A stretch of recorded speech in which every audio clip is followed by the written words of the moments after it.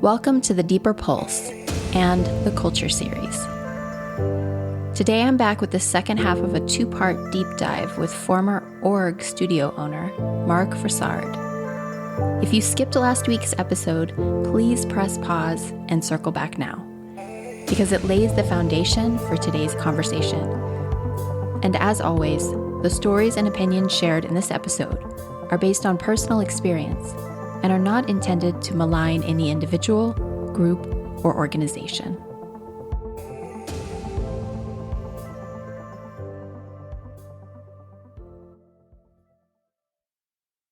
The response to last week's episode and the first part of our conversation with Mark Frossard was and continues to be unprecedented. And on behalf of Mark, David, Tracy, and myself, I want to thank the listeners out there for all of your support. We deeply appreciate your encouraging and thoughtful comments, your text messages, emails, and DMs. Please keep them coming because we love hearing from you. We're going to dive back into Mark's story straight away, but here's a super quick recap. Last week, Mark shared about how he first discovered the org practice and how a few years later, he came to be the majority owner of a movement studio and an international mind-body fitness hub. Mark retrospectively shared about the red flags that were present from the get-go, and how, as he and his regional colleagues rose through the ranks, the culty nature of the org's teachings and its business practices were becoming more and more apparent. In the wrap-up to part 1, Mark shared about growing tensions in the studio, as well as his own confusion around legacy meetings that he was being excluded from, even though he had the majority stake in the business, and a daily devotion to the studio's operations, its students, and its teachers. In the second half of Mark's story, you're going to hear a first-hand account of a dynamic that I speak about in great detail in episode 59. A pattern of behavior that long ago became a mainstay of org culture and other hierarchical cultures like it, wherein power players at the top deflect accountability by flipping the narrative, so to speak, hyperbolizing their own vulnerabilities and vilifying those they victimize, using it all as a justification for further cruelty. I can't help but think of this as I listen to Mark's story. Now, of course, my read on the situation is my own opinion, so I leave you to listen in and formulate your own.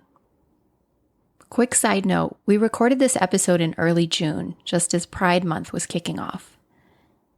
So this, the second half of our conversation, opens as Mark shares how he and his community would celebrate Pride at the studio back in the day, as well as how things evolved and shifted over the years. And then Mark, Tracy, and I dig back into the events surrounding what led to his painful separation from the studio and the practice for good. Once again, to protect Mark, David, and their larger community, aliases have been used in the sharing of these stories. Here's the final half of our conversation with Mark Frossard.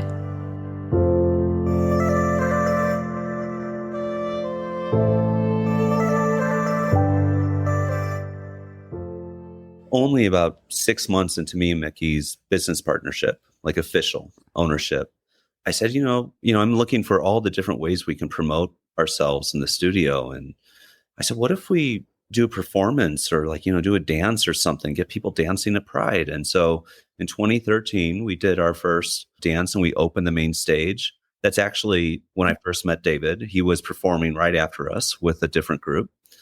And it was a great success. People loved it. People were dancing. And the whole intention was not necessarily to do a performance, but to just get people moving and grooving, lead simple choreography that they could follow.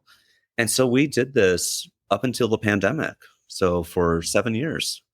And it would be different iterations. Usually I was the one leading it. So I would have a microphone.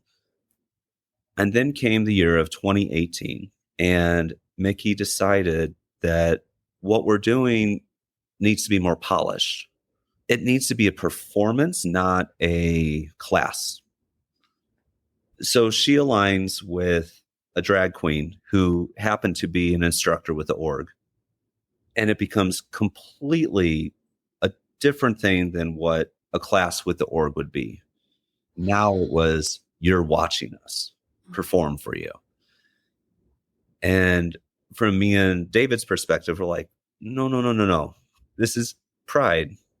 And this is what I had planted the seeds of. And you can't take ownership of this. I became very protective of what was created. And I gave in. We did it. And did people love it? Of course they did. Did it invite people into dance? No. It didn't represent anything that I had hoped for with the mission of the studio. And we didn't do anything during 2020 or 2021 just due to the pandemic. But then last year in 2022, our new group that we dance with, just it's pretty casual and it's just so fun and celebrational. And it's not being policed. It's not a performance. It's literally us just leading movement that's very simple. And what was so exciting last year is that we're like, we don't want to be on a stage. We want to be on the ground floor where people are. Yeah. And so we're on the ground floor, the audience is facing us and then they just start joining us. And then all of a sudden it becomes like this, like nobody's on a pedestal above anybody else.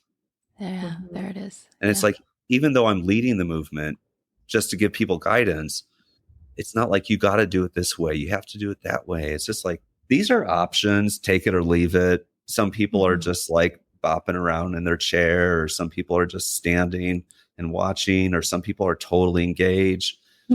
And for me, that's the ideal, is that it's just about listening to the music and moving your body and being with each other. What's wrong with that? Why does it have to be more complicated? So we're doing it again in a couple weeks. Yeah. That's cool. Awesome. Yeah. Well, and speaking of representation, if we're talking about pride and representation, wasn't there an incident involving Photoshop as it relates to this? 3 weeks after I had left was Pride, and Mickey did some promotion for the studio about how they're going to be doing Pride classes. And David and I were photoshopped out of a photograph that was taken 2 years before when it was the big performance thing. So the two gay men in the group were photoshopped out of the photo that was a promotion for Pride. Yes. I did message one of the teachers who I trusted, and I said, "What is this?" And she said, "Oh, don't overthink it. It's just that you guys are gone." Don't overthink being erased. Don't let that bother you. And I did say to her, I said, "Well, none of you in the picture identify as anywhere on the spectrum of LGBTQ plus. Like none of you. I just, it insults me as a person who is part of that community." Absolutely. And I just want to speak to when I first decided to do this series, this was maybe the month before Tracy, you and I recorded our conversations. And just as a reminder to folks who haven't followed the series, Tracy and I recorded our conversations 5 or 6 months before we released them, because there was a whole grappling with whether or not we were going to. And so this would have been a month before we even pressed record. I went online, and it was the first time in years that I had looked for the org and just to see what are they doing, like what's going on. And it happened to be February. It happened to be Black History Month. And I went to the org page on Facebook, and I was just scrolling and scrolling and scrolling. There was photo after photo after photo after photo of what, for the sake of appearances, looked like Black teachers and trainers. Mm-hmm. And I thought to myself, like, who are all these people? Where did all of these people come from? And I couldn't help but wonder and feel, just based on what I knew, my assumption was this is performative activism. Like, it seemed as though there was an overrepresentation in the photos based on what I had actually seen in the community. And I'm speaking to this here because it feels like a piece that's really important, because I think this is happening with Pride as well, where it becomes like a PR tool. And it's not really about representing that community, that culture. It's not really about anti-racism. It's not really about, trans rights or LGBTQ rights. It's woke for us to feature this. And I just think it needs to be named, that just because you see an image of something, it doesn't mean that what's actually happening within the culture itself is representative of that image that's being put out there. Do you have any thoughts on this in terms of what you've witnessed and experienced? I have a lot of thoughts, and I'm just not sure how to properly express them at this point. In that I feel like it's a very delicate subject. Mm-hmm. It's one I had to deal with at my studio with Crystal. And Crystal is a big advocate for representation of people of color, which I respect very much. And yet we both had different opinions on how do we approach that with it not feeling inauthentic, with it like what you're saying, with it not feeling like, oh, this is the poster child of the month kind of thing. Exactly. And it's very tricky. And I honestly, I don't have the answers to it when it comes to anything. Yeah. As far as diversity. I just speaking from my own standpoint of being a member of the LGBTQ plus community, it's like, it's awesome that Target is selling rainbow stuff, but it's Target selling rainbow stuff. So it's like corporations are celebrating Pride, but are they? It's like, are they? Yeah. It's very complicated. It is. And that's why it's difficult for me to speak on that. And that I don't know how different people of different cultures feel. What I would say is that I think the people who should be leading these conversations are the people of those cultures. That's right. Yeah. So the org put out an email that said, they're going to create this cultural initiative and this diversity panel and take a survey and we will choose you. And so my husband, who is Hispanic, was interested, and it's like, you'll be chosen. And he's like, I'm going to be chosen, like chosen by white people for my race. Like, what does this mean? So it's a bigger conversation that I'm not sure it's really actually part of this podcast or not, but it's a tricky one. It is. And I mean, I would like it to be at some point. And like you say, it's so tricky in that I don't want to tokenize anyone. Right. And reach out to a person of color and be like, hey, come on here and do this service for me, white lady with a podcast. And let's talk about this. Like, that's part of the issue, right? Mm-hmm. So these conversations emerging organically is important to me so that I'm not doing the very thing I was just speaking out against. And at the same time, though, what you said, Mark, is so critical. The people who should be leading these conversations are the people who we're talking about representing. I think that is so key, and I'm here for that. So when did you start to feel the severance happening, if that's the right word? Yeah. During the pandemic, one of the things that was happening behind the scenes is that, the teachers, of course, needed support for the technology. I mean, we were all learning how to hook up microphones and computers and lights and, the whole spiel to make it look professional and look good, and the sound works and the music works. And Mickey was barely ever there for that. And there was one particular teacher, she's still near and dear, we're close friends, we teach together still. Mickey starts vacuuming during her class. Vacuuming while this person is teaching on Zoom. I thought you did all the vacuuming. Exactly.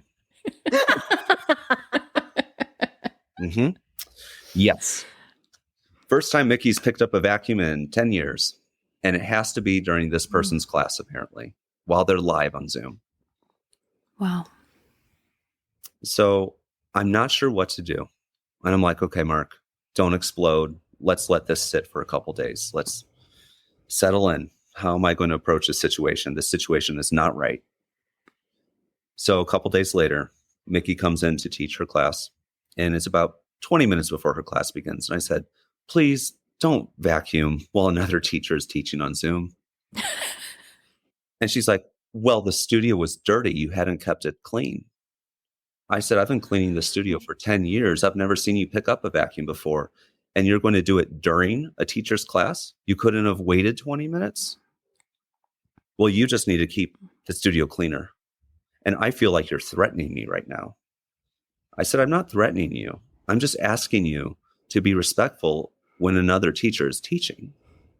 And if you think the studio is dirty, then come talk to me. Or if you want to keep it cleaner, do it at another time. Mm-hmm. That was another beginning of the end situations where she suddenly felt that I was aggressive. And so from there on out, she would not come into the studio when I was there. So we could not physically be near each other. When we would do our Zoom meetings, she would turn off her camera. So for about 5 months, whenever we did our business meetings, her camera would be off because she felt I was too threatening to look at and that I was threatening her through Zoom. Oh. I did not see her in person for about 7 months. So that was part of the non-disclosure agreement, is that we were not to be in the studio at the same time. That was per her request, because she felt as a result of that vacuum story that I was a physical threat to her, which I was not. I was sitting down. She was standing, and I just said, please don't vacuum. We're still going through these coaching sessions, Mickey and I, with Blair. And it reaches a point where Mickey gets really aggressive and bangs the table and just yells at me and is yelling. And I just like step back and I'm like, what is happening here? What is actually happening? She's like, you're holding me back. You're holding me back. This is everything I want to do. I want to take you with me, but you won't do what I want you to do. There's another meeting later that we have, which is the final one that we had, where Blair was asking us to be open about some different situations and share our versions. And everything I said, Mickey said, you misunderstand me. You misunderstand me, over and over. And I said, I don't misunderstand you. I'm listening to you, but you're not telling the truth. You're misconstruing what actually happened. It got to the point where I was broken down in tears and I had to leave the meeting. And I called my parents immediately. And I said, I got to get out. And I called Blair after I had calmed down and told her, I said, Mickey is abusive. And once I used that word, that's when everything went nuts. And she said, are you sure you want to say that? And I said, yeah, I do. This is abuse. And I'm no longer going to stand up for it. I'm not going to do this anymore. So I've had friends and people close to me who have been through abuse of varying kinds, whether it be physical or emotional or mental. And I personally had never experienced that. Maybe little mild cases, but I never really labeled it that. It turns out that when I was going through these coaching sessions with Mickey and Blair, it was Crystal, actually, who was the first person who said that Mickey was abusive. And that was a private conversation. And I thought, huh. And this was right when we finished filming our routine. And they had their own relationship that had a lot of challenges to it. And I had never thought of my relationship with Mickey in quite those terms before. And then I was like, it became crystal clear once I heard that word. And I was like, oh my gosh, I'm being abused. And here, over years, I've been supporting friends through their abusive situations and never saw myself in that light. And it was like a mirror. I was like, oh my gosh. And it is a strong word. It is absolutely a very, very strong word. And once I said it, I felt liberated in that it's like, wow, I actually named it for what it really actually is. And I'm not standing back from this. And I got questioned and asked, Mark, is it really abuse? Come on, it's not. It's conflict. It's just simply conflict. It's not abuse. I said, no, it is abuse. And if you've got the time, I will give you the last 10 years of abuse. If you want to listen to it, let me tell you all the instances. And just to clarify, we're not talking about physical abuse or sexual abuse. We're talking about mental and emotional abuse. And I just want to make that very clear. It's important to acknowledge that because abuse is a very powerful word. Yes. Mm-hmm. It is a powerful word, especially in these communities, the charge that it has, especially when still steeped in that world where you just don't say that because you're never a victim. And honestly, I really don't come from a place of victimhood around all of this. Even though I Mhm. feel like I have been a victim of it, I am not going to give in to victimhood, like as far as it taking away my power. If anything, from this experience, I've learned how to be stronger and how not to be a victim. The reason for sharing my story is not to be a victim and be like, oh, woe is me. It's to say, I'm taking back my power. I'm using my voice. Yeah. I'm so glad you said that, because that's the key piece around folks not understanding why walking through the label, it's a passage that we have to take in order to get our power back. Like, if we're not able to say, I was harmed, we're not able to heal that harm. It's part of the process. It's not about clinging to the label of victim. It's about passing through it so that we can have a different experience on the other side, and so that we can share our story so that other people can too. And they can see these red flags, which is sort of how I would, just, it's my words, not yours, Mark. I don't want to put words in your mouth. But for me, another reason why I feel like your story is so important, the larger culture where these cult dynamics are happening and the way that infiltrates into interpersonal relationships and happens in one-on-one relationships as well. And we'll never know if Mickey would have engaged in this behavior had she not been influenced by HQ or not. We don't know. I can't comment on that. And probably none of us can. But your ability to actually call it what it is what set you free. Does that resonate with you? Oh, absolutely.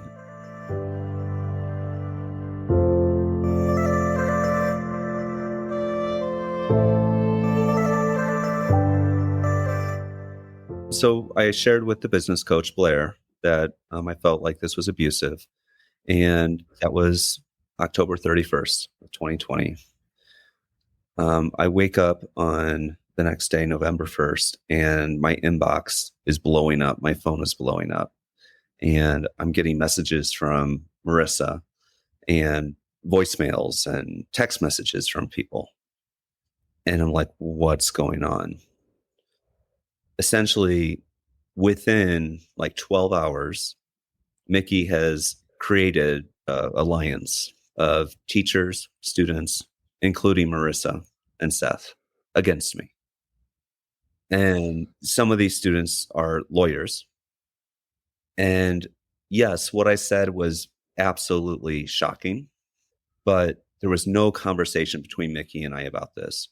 But I did know I just needed out, but I didn't realize that all of a sudden Marissa was going to get involved and that students and teachers were going to be involved. So then it became a thing where Blair was saying, let's control this. We can't let this get out into the community. And from my perspective, I'm like, well, it already is. And I said, Mickey has already called Marissa.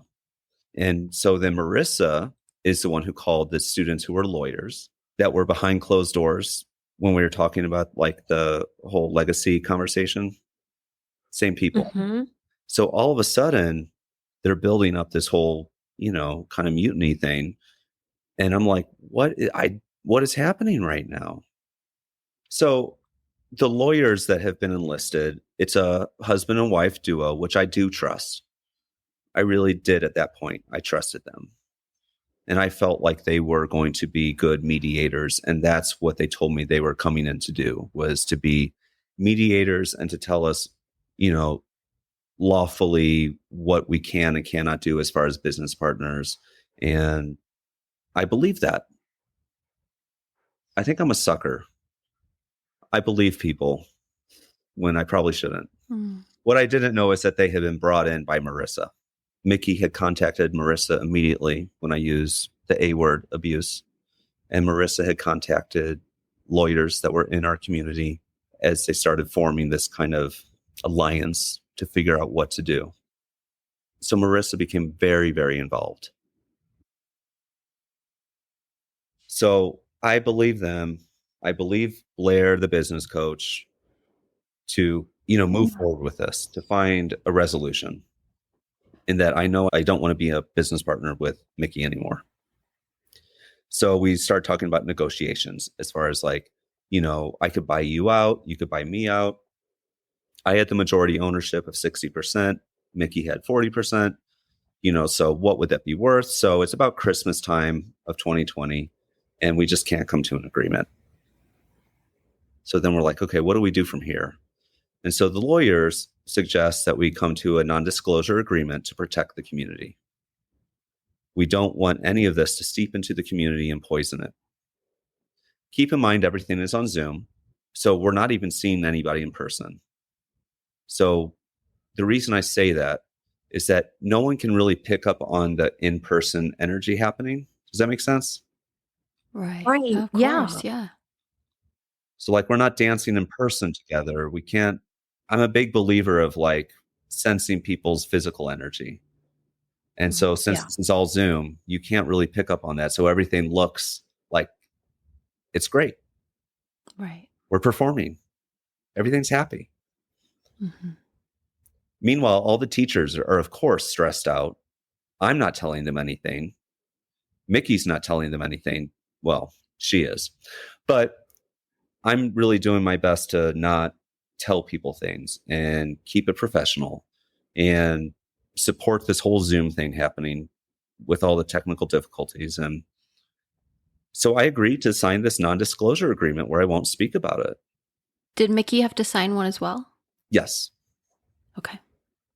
The thing is that what I didn't know at the time, but I suspected, is that she's got Marissa in her corner. So Marissa knows all of this is happening. Seth knows all of this is happening. Crystal is involved in all of this, as is the lawyers, Blair, many community members are all ready behind her. So there's a lot of people who are saying that they are in the middle and neutral, but they're not. And I trusted that they were neutral.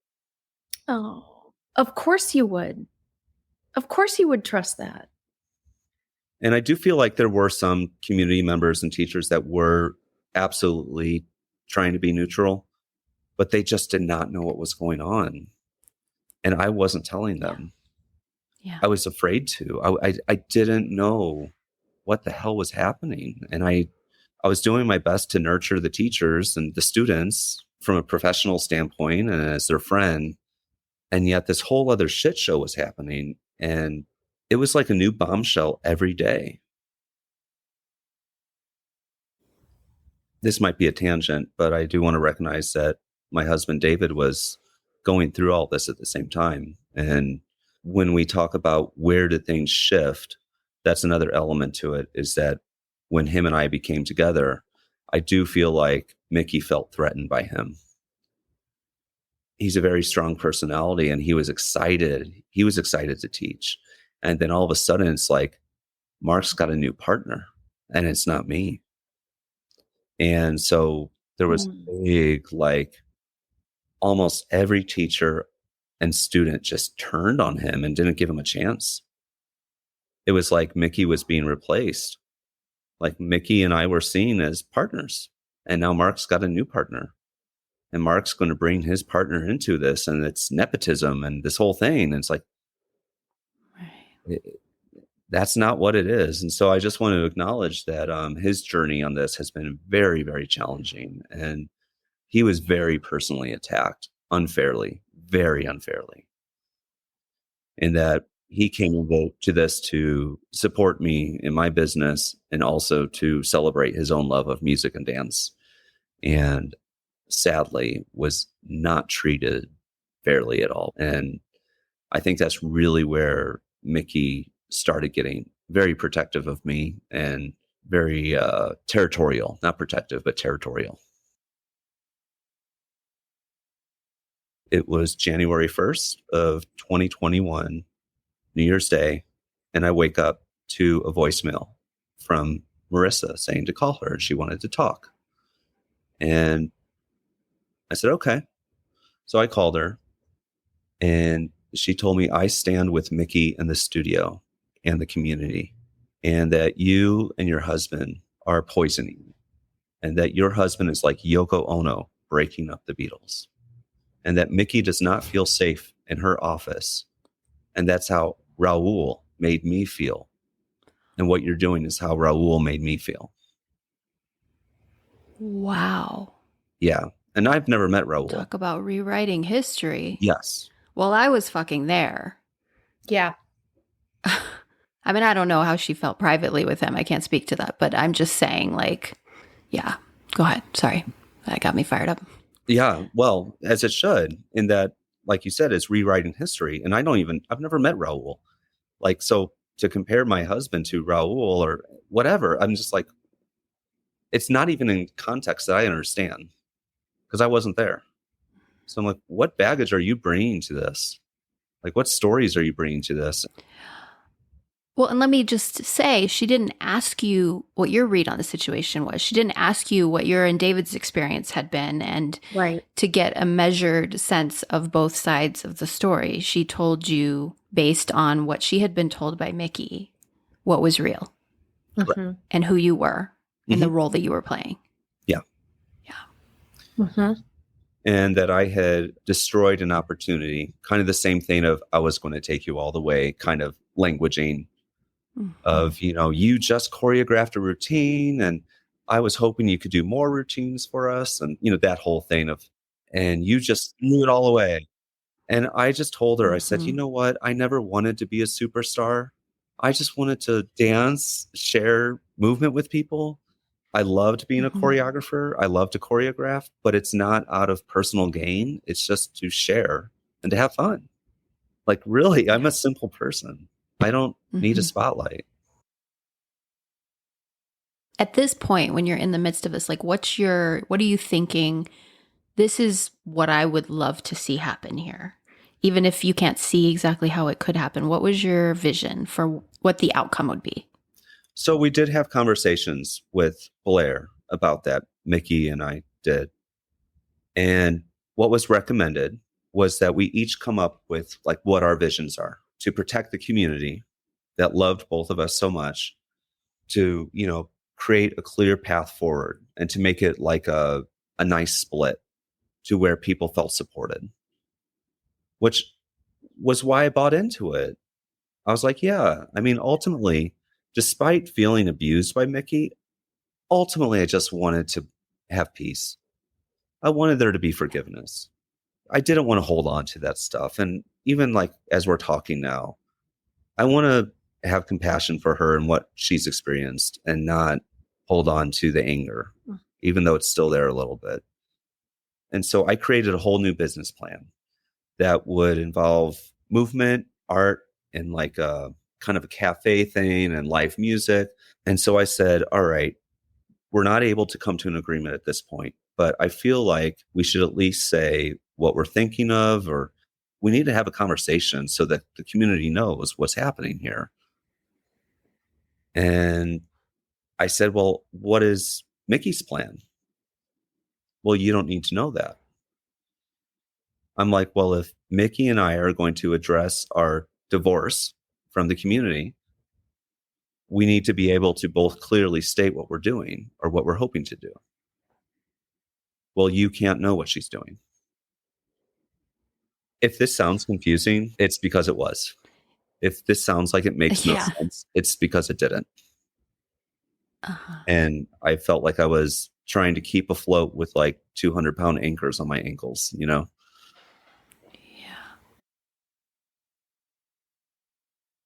What was the decision that was made and how did you come to it? Was it through the work with the lawyers? So these lawyers weren't actually practicing in our state. So it wasn't official. Okay. Mickey brought another offer to the table, which I was willing to take. It wasn't for much at all, but I was just willing to take it just to get out. Unfortunately, this is end of April of 2021. I'm about ready to say yes. And then I find out that my name is on the lease, not the business. And I did not realize that. I thought the LLC was on the lease. Yeah. So being a young novice business owner back in 2012, I didn't realize that. That's on me. So essentially what that means is that I would be personally responsible for the business for the next year and a half. So if it were to close or fail, I would be personally responsible, not the business. Yeah. And here I am wanting to get out of the business. So that gets brought to the table. And Mickey says, well, I'll take it on, but I'm not going to pay you anymore. So different agreement than what she offered me. You don't get my offer. My offer is now that I personally take on the lease and you get nothing.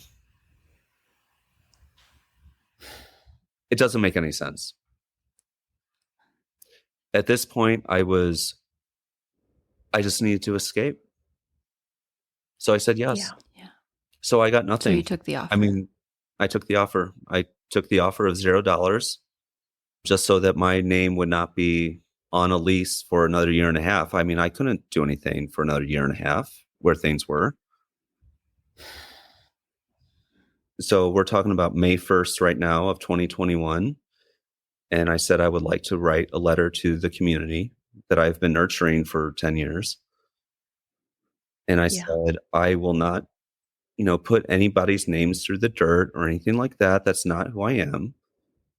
I just want to have my way of saying goodbye. And she said, not unless I edit it first. And I chose not to say goodbye in the way I wanted to, and that I was not going to let her edit it. I wasn't going to let her speak for me. Yeah. So that's where I think there's a lot of confusion in the community, locally and globally, of like, what happened to Mark? My last official owner day is May 15th, but my last teaching class is May 31st. I have not seen her in person in 6 months. I've not seen her on Zoom for 6 months. She asked me, I want to dance with you. I want to be at the studio with you on your class. And I'm like, what? You said I'm a threat to you. You said you don't feel physically safe with me. And then Blair asked me, and Crystal asked me, Mark, we want to be there in person for your class on Zoom. Because at that time, things were still closed to the public. But we were filming in the studio on Zoom, and we would have like 3 backup dancers or something, kind of thing to make it look a little full. And Crystal was like, can I be there in person?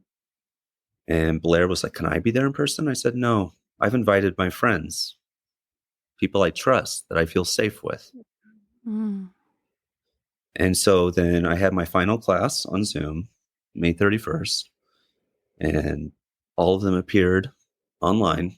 And Mickey turned her camera on. Crystal turned her camera on. And they're all smiling and saying, oh, we love you, in front of all the students. It was humiliating. I wish they would have just left me alone and let me step out without their presence there. And that they had shut themselves off from me. So I'm like, just let me be. Yeah. And Mickey was the last person to speak. And I'm just sitting there looking at her blankly. Like, this is a public display of abuse happening right in front of all these people. And she's saying, I was going to take you with me. I was going to do this. You were my partner, all this stuff. And I'm sitting there just staring at the screen, frozen. What do I do? Do I call her out? Or, what do you do in that situation when you're literally being publicly shamed? I didn't know what to do. So I just said, I really love and appreciate this community. Goodbye. Like, I just didn't address any of her comments. I didn't know what to do. Well, you've also signed an NDA. That can't be overlooked. Yeah. Well, at that point, the NDA was broken. But still, I was paralyzed in fear and just not sure what to do in that. I felt like anything I would have said to question her would have been used against me, and it would have just created an ugly exit. And I was like, I don't need that. I'm just going to say, thank you, goodbye. Yeah. Although I did not get a buyout agreement and did not get any money, Mickey did reach out to the community to send me cards and money to purchase a gift certificate to a local spa. And that was going to be my, going away present from the community. She also had those sent to her personal home address. Mickey had taken all the money out of these letters to purchase this gift certificate. So on my last day, I received all of these letters from community members. So essentially, I had a pile of opened mail with personal messages from students that were very sweet and endearing. It was months later that I realized, oh my gosh, Mickey opened every single one of these, read every single message. Like it felt very personally invasive. She was reading their personal messages directed towards me. They weren't for her to see. You don't open up someone else's mail. And so it really did feel like a final act of abuse, truthfully. And not just to me, but to those people who written those messages to me. I felt like that was not being valuable of their privacy as well. I agree. But it was a couple months later, after everything got settled, and me and Mickey came to our agreement that I would step away. I hadn't heard from Marissa in quite a while. And she sends me a text message. This is in early May. And she said, I hope you're happy. And I wrote her back. I said, no, I'm not happy. I just lost everything. Yeah. It was the most bizarre thing. And I showed David, I'm like, what does this mean?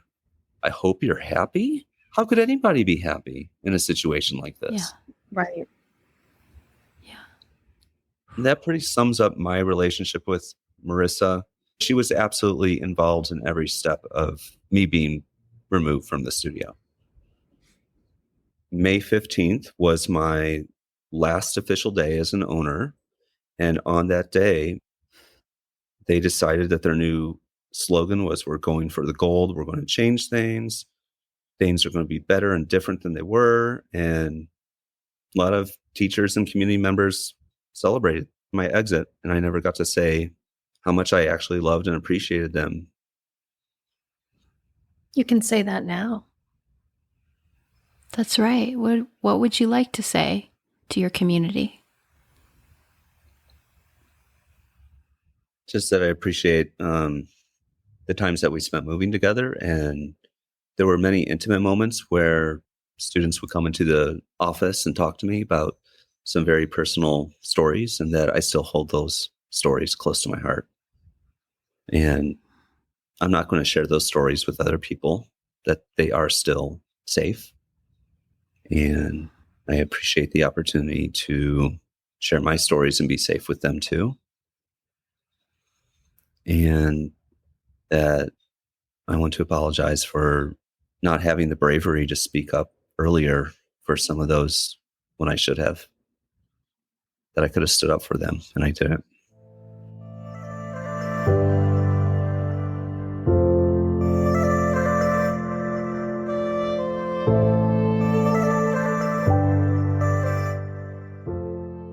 One of the things that really struck me when we first started communicating, Mark, is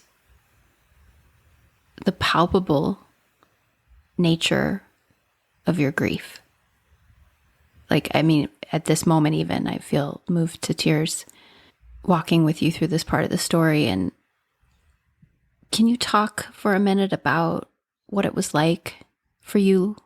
Not just the moment of crossing the threshold and walking away, but what did you lose, really? Like the depth of that. Well, I'm an all-in kind of guy. So when I commit to something, I'm all in. And I saw this studio and this practice. I saw me doing it until I was on my deathbed. I loved it so much. I told you I'm a visual artist, but the first thing I told people when I was a little kid is that I want to be a dancer boy when I grow up. Oh. So when I found this practice, I was like, it came full circle. I'm a dancer boy. And I really believed in a lot of things that the practice offered. There was a lot that resonated that really woke me up to things. It helped me lose weight. It helped me get more mental clarity, emotional clarity, create friendships. And it really helped me expand my creativity. And so having to leave that and not even being able to say goodbye to that destroyed me. I'm very thankful I have an incredibly amazing partner in David to help me through that, and great friends like the two of you. Thankfully, I had a really good support group and people that I didn't expect coming out of the woodwork to be like, whoa, what is happening? And then losing a lot of friendships that I did trust in. That was pretty crazy Yeah. to see where people, fit into that. And it's just what it is. I'm working on healing those relationships and healing my feelings about those relationships. It's very strange, like where people draw lines and boundaries and where all of a sudden you feel like you don't exist anymore, even though you live 5 miles away. And I shared with someone recently that was one of the teachers that I was friends with. And she said, "Oh, I miss you. I miss you. I want to celebrate your birthday." And I said, "We live 5 miles away from each other. Like, I didn't leave. I just left the practice, but I didn't leave planet Earth. I didn't leave this city." And she said, "Well, every time I go into this coffee shop, I think of you." I'm like, that coffee shop is 10 minutes from my house. Not even. So why don't you just pick up the phone and call me and say, "Hey, I'm at the coffee shop. I'm thinking of you. Thinking of you. I'm free." Yeah. But I'm not in the practice anymore. I'm not part of the org anymore. So I don't exist. And so that's been a big part of my healing process, is that I don't exist for a lot of these people. And, honestly, I will speak for David and myself. It creates a lot of anger and frustration and sadness, a lot of grief. Yeah. And so when I get messages from people, "I miss you," I'm like, I'm right here. I didn't go anywhere. And what I would want to say to those people is that, like, let's have a conversation. Like, if I was that important to you and you were that important to me, then our dealings with the org shouldn't matter. Yeah.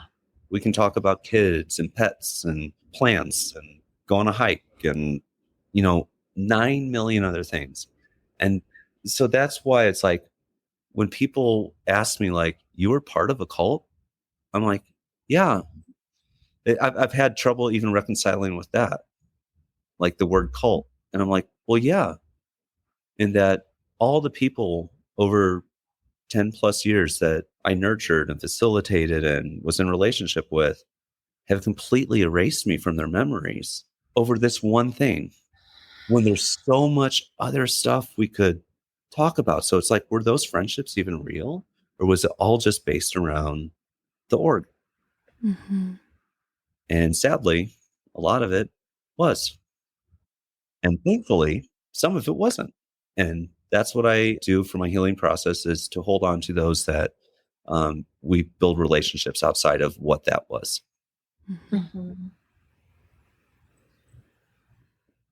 There was a point where I felt like I'd been stabbed in the back about 5,000 times.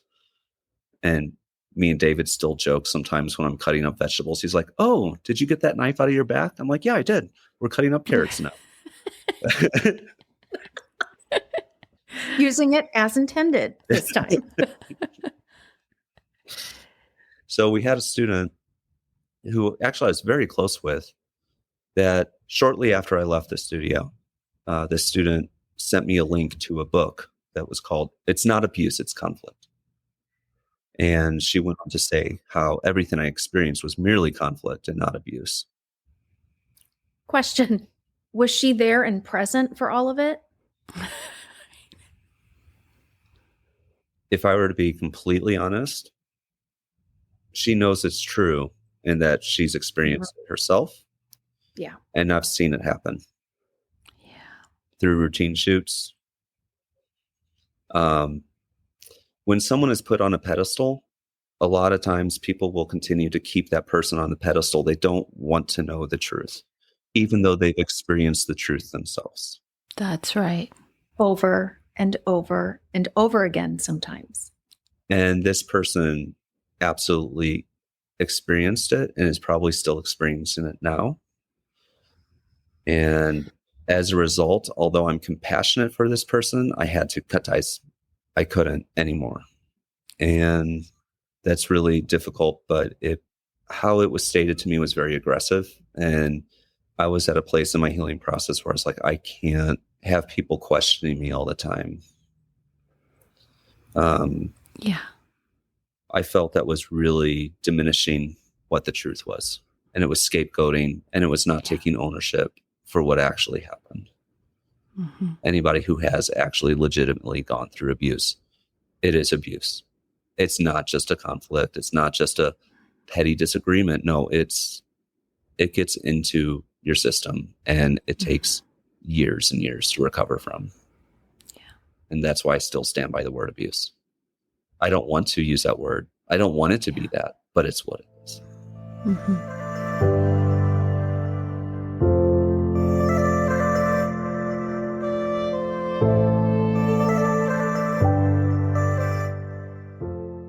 Yeah. So, David and I decided that the org doesn't own movement. The org doesn't own dance. And we still want to dance.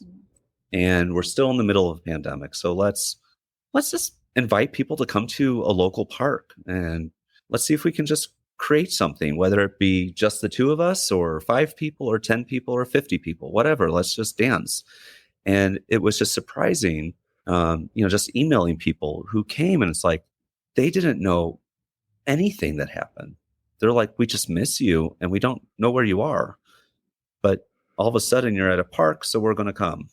A lot of studios were still closed, as well as the studio itself that I was a part of. It was still closed. And what we've created in our park is anybody can lead anything.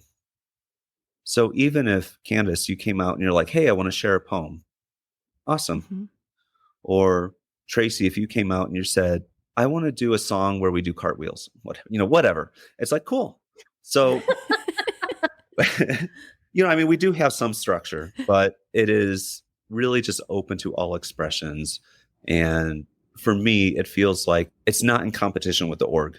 It's not in competition with Mickey or Crystal.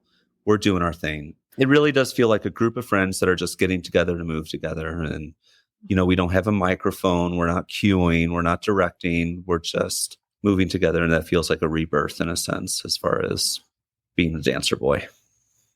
Mm-hmm.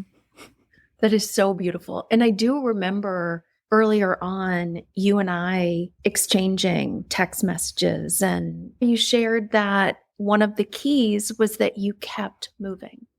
I just was really marveling at how that continuing to move has served you.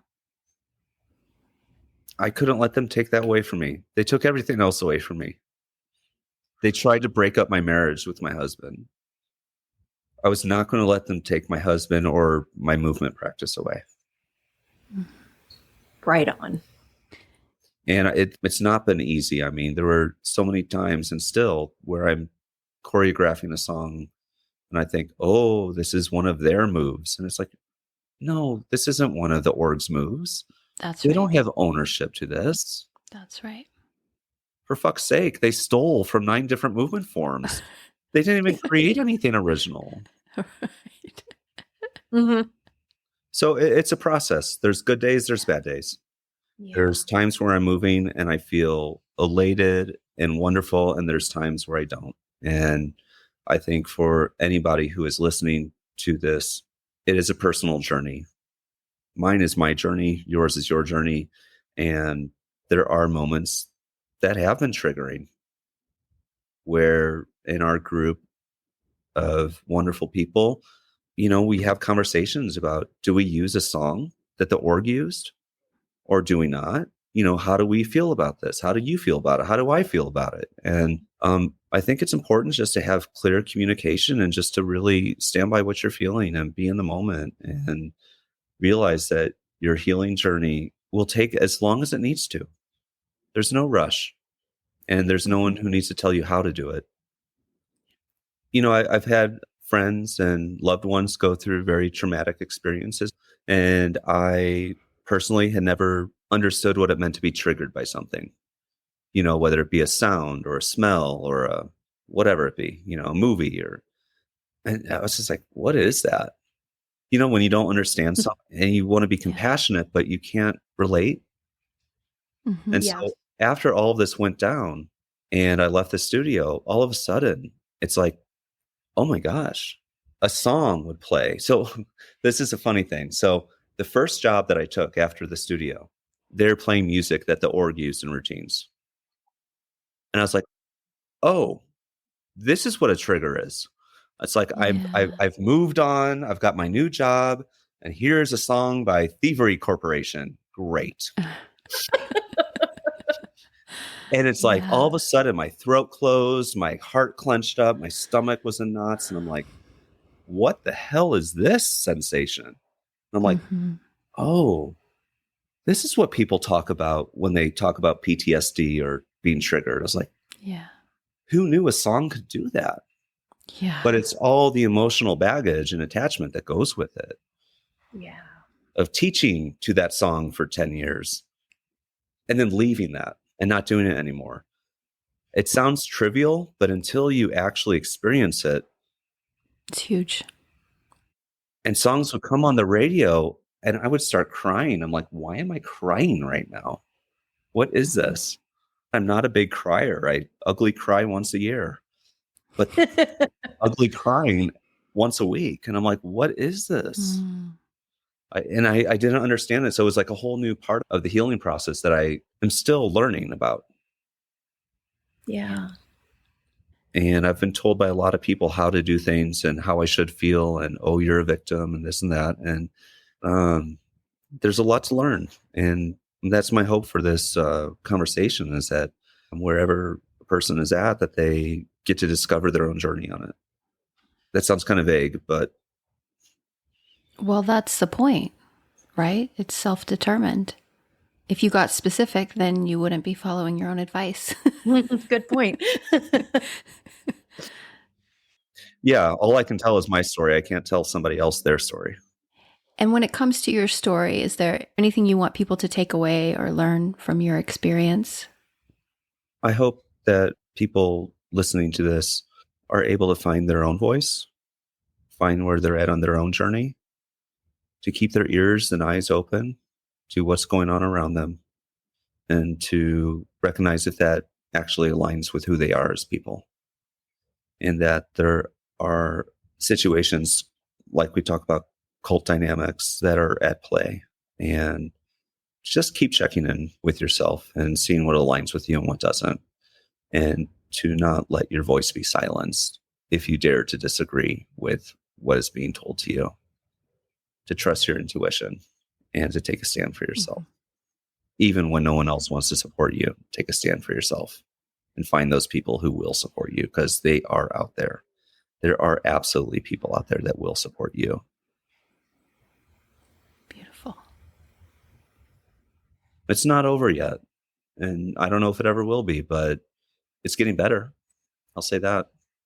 And I'm learning to see the red flags earlier.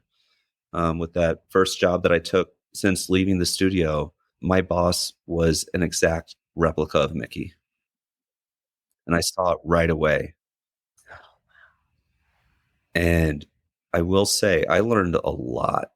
I just spoke my voice and left that job as soon as I could. In that I was like, I will not work for another Mickey. Yeah.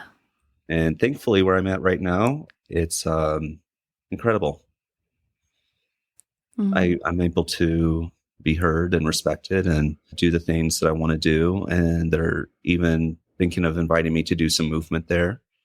I'm working at a resort right now, and I'm able to lead art experiences, take people out on hikes. And I've expressed my interest in leading some movement. And they said, we're going to see if we can make that happen. Lucky them. Yeah. Seriously, that is so exciting and cool. Yeah. So I would say that, through this experience of being told, find your voice, I think I needed to get away from them to actually find it. Like, it's bittersweet. I'm glad I was told that. I'm glad that they actually said that to me, and that I do tend to be quiet or be too much of a mediator and not stand up for myself. So if I were to say thank you to Mickey, it would be thank you for telling me I needed to find my voice, because now I have. Mm-hmm. Yeah. That's the real mind fuck of these cultures, and especially in these wellness spheres. It's like the advice that we're being given is gold often. And it is life-changing when it is embodied. And though when it's not embodied by the people giving the advice, because, that was something I experienced a lot working at HQ of, I think if I got any advice more than any other, it was that I needed to stand in my power and I needed to speak up. Stand in your power, speak up, stand in your power, speak up, stand in your power, speak up. And then I would look to them as leaders, Marissa and Raul specifically, and I'd be, wow, look at them using their voice. Look at them standing in their power. Wow, if only I could. But when those two things would collide, when them being in their power would collide with me being in my power, there wasn't room for me. Mm-hmm. Mm-hmm. So that's the real mindfuck, because you're like, yeah, I want to take your advice. But there's no space for me here. My voice doesn't have a landing pad. Yeah. And so, yeah, it is the bittersweet thing on the other side. Just to say, I really relate with what you're saying of being like, thank you. Thank you for encouraging me. And some would say, a thing that we were taught at the org was like, strength is having something to push against. That was a thing. Like, yeah, I had something to push against to build that power. Does it justify that I had to build the power that way? I don't think so. So that's a very key thing that I wanted to touch upon, actually, is that Mickey told me that my biggest weakness was humility. And I said, actually, I think that's my biggest strength. And so when you talk about the way you find your voice or what is your power, that's what I was saying to her, is that, actually having humility is my power. Yeah. And so what I would like to offer to everyone who is listening to this is that finding your voice or finding your power isn't just one way. Maybe your power is being quiet and, on the outskirts. Maybe your power is being center stage. Maybe your power is somewhere in the middle. I was told it's always one way, and I feel like that's what was displayed to us. Yes. And I don't think that's the truth. Wow. That's right. Wow. Mm-hmm. That's a powerful takeaway. Yeah. And that's taking back the word power. Power has been abused since probably the dawn of humanity, and it's been defined a certain way. Mm-hmm. And now we get to refine, first deconstruct, and dismantle. We can't skip that step, unfortunately. And then redefine what power is. And I just think you spoke to it so beautifully. Thank you for that. And power doesn't mean that you are standing over people. I mean, for me, it means that I feel comfortable and I coexist with people, but I'm not ruling over them like a dictator. Mm-hmm. When I was running the studio, that was my goal with the teachers, was to each of them to express what their unique talents were. And I really did my best to cater to that and to support them in that. And to me, that's the magic of movement and community, is that we each get to be in our power and coexist, and that our power doesn't have to conflict with each other, that we can be like, oh, wow, that person really has this gift and that person has that gift. And that's my ideal utopia. That's what I attempted to create at the studio. And that's why I wanted to stick with it till the end, is that I really held fast to that belief. And I still do with what I'm doing now with my friends at the park. Mm-hmm.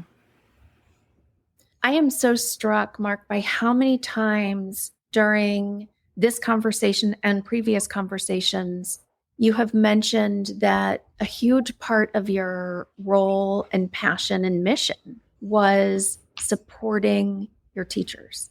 That's a thread that has run through everything that you've said. And my hope for you, after having spent so many years supporting your teachers, is that now that your story is being shared, that you receive support. It's your turn. Mm-hmm.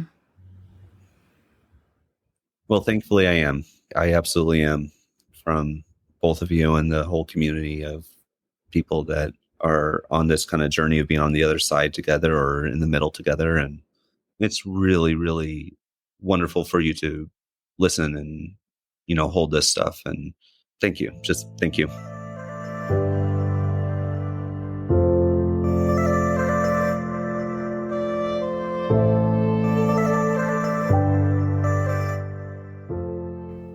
Mark, I just want to thank you on behalf of all of us for your courage, for your gorgeous humility, and for your willingness to risk exposure so that you and we can all finally heal out loud and together in real time. And to you and David, I just want to say on the record, I love your love and celebrate the way you walk alongside one another in both gentle grace and fierce integrity. It sets an example for us all. As Tracy so eloquently said, it is also my hope that you are both less isolated on the other side of sharing this story, that you are surrounded by support and connected to a community that sees, hears, and appreciates each of you for exactly who you are. You will have an ally in me, always. Speaking of allies, special thanks to Tracy for always bringing a depth of compassion and love to these dialogues. What would I do without a wing woman to deconstruct dogma with and to text at all hours of the day and night? The point really is this. Mark, David, Tracy, you, me, we don't have to do any of this alone. And it is because we are no longer alone that we no longer have to silence ourselves. One of the bittersweet hallmarks of culty culture is that we feel like we finally belong to something, when at the same time we are becoming more and more psychologically isolated from ourselves and from one another. The company, the brand, the movement becomes more important than everything else. And as a result, we sacrifice our needs, our uniqueness, and the permission to voice our dissent. When mission matters most, and please see Robert J. Lifton's 8 criteria of thought reform for more on that, we are much more likely to inflict intimate harm, ironically in the name of doing more good far and wide. And herein lies the moral injury at the heart of it all. What if it's not the mission that we are supporting so much as a dysfunctional capitalist system of power over control that exploits our loyalty, robs us of resources, and profits off of our good intentions? Ouch. As I said in part 1 and many, many times before, the org practice has and continues to help a lot of people. I'm not here to argue that. But I do think it's a mistake to think that all that good has to happen and can only happen under the org umbrella. This is the big lie. Mark, myself, and many, many others are finding ways to move on, quite literally, to keep moving ourselves and others without pledging allegiance to individuals that refuse to accept accountability for decades of shady and in some cases really shitty treatment of people they claim to serve. Many of us have stepped away. We're trading stories, healing together, and creating our own umbrellas, keeping the good while kicking free from all the culty BS. If you are a current or former org affiliate and you think you might be interested in joining our private Facebook group, reach out. Whether you are in or out, we want to hear your story. You can share privately and directly with me or with Tracy or with both of us via private DM or by visiting thedeeperpulse.com/share. And if you're curious about learning more, but after the org doesn't speak to you because you're maybe a little gun shy about group affiliations, which trust me, I get, consider doing some exploration on your own. We've got you covered when it comes to useful resources. If you just started listening to the pod, you can circle back to early episodes in this series. Episode 32 is an intro into why around all of this. 33 is where I share my personal journey with the org, as well as a variety of other culty New Age wellness circles. Episodes 34 through 37, that's when Tracy joins me. We dive into more of the nuances at the org and her personal expulsion from the practice. And then, of course, number 44 and 45 with Jamuna Benedict, where she offers a peek behind the curtain and inside the org HQ, just as Raul was stepping away from the practice. If you listen in on that and you want more, consider joining us over on Patreon and become a part of a small and growing community of listeners that listen in as Tracy and I invite our friends and colleagues to deconstruct dogma in real time through personal stories and interviews. When you join Patreon, you gain immediate access to over 24 bonus episodes. And there's zero pressure for you to actively participate or be visible in community discussions. It's just a way for you to gain access to these extras.